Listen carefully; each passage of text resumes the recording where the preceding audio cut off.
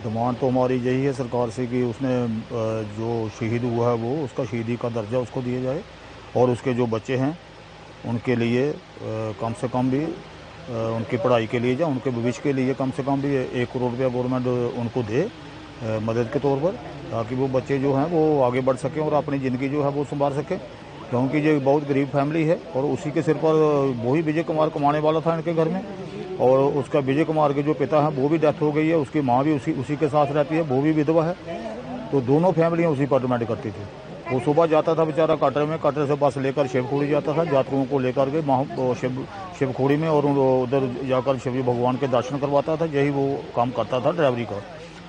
तो मिलिटेंटों ने अचानक उस पर हमला कर दिया।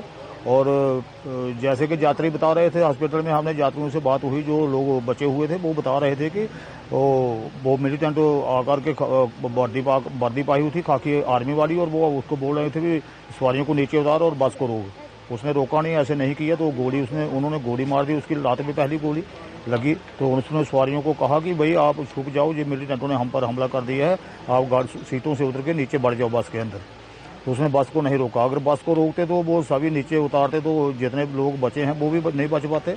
ये उसने बहुत बड़ा काम किया है और इसलिए मैं सरकार से निवेदन करना चाहता हूं कि सरकार उसको शहीदी का दर्जा दे और उसकी जो फैमिली है उसको नौकरी मिलनी चाहिए और उसके बच्चों के लिए कम से कम भी करोड़ रुपया उनको मिलना चाहिए। एक मार मेरे से छोटा भाई था मेरा, उसी पे वो ड्राइवरी करता था, बाकी हम भी मजदूरी करते हैं, उसी पे घर डिपेंड था। उसके 2 छोटे छोटे बच्चे हैं और एक घर वाली जो रह गई है पीछे।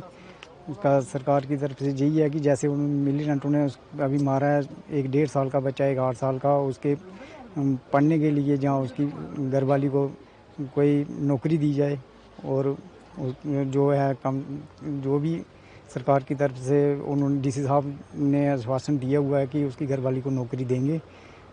तो हमें मिलिटेंट तो पहले तो ये हो गया कि गाड़ी का एक्सीडेंट हुआ, हमें मिलिटेंटों का पता नहीं था। जब उधर जाके चला गई वो मिलिटेंटों ने गोलियां चलाई हैं, मिलिटेंटों का अटैक हो गया है। और जैसे हम उधर भी यात्री जो उन्होंने हॉस्पिटल में जो घायल थे उन्होंने बोला था कि उसको गोली लगने के बाद भी हमें उन्होंने बोला कि आप सीटों के नीचे छुप जाओ, मिलिटेंटों ने अटैक कर दिया है तो अपनी जान बचा लो। उसने भी उसके सर पे मिलिटेंटों ने गोली मारी। उसको पहले बोला कि बस रोक, यात्रियों को नीचे उतारो, सारे बंदों को नीचे उतारो। उसने नहीं उतारा, उसने आगे जाने के लिए फिर उसको गोली मार दी। गोली मारने के बाद बस नीचे गिरी गई, उसकी तो मौके पे ही मौत हो गई। उसके बाद अगर बस नीचे ना उसकी थोड़ी आगे जाती तो हो सकता है उन्होंने सारे मार देने थे यात्रियों की। उसकी सूझबूझ से थोड़ा जो बचे हैं तो उसकी वजह से ही बचे हैं।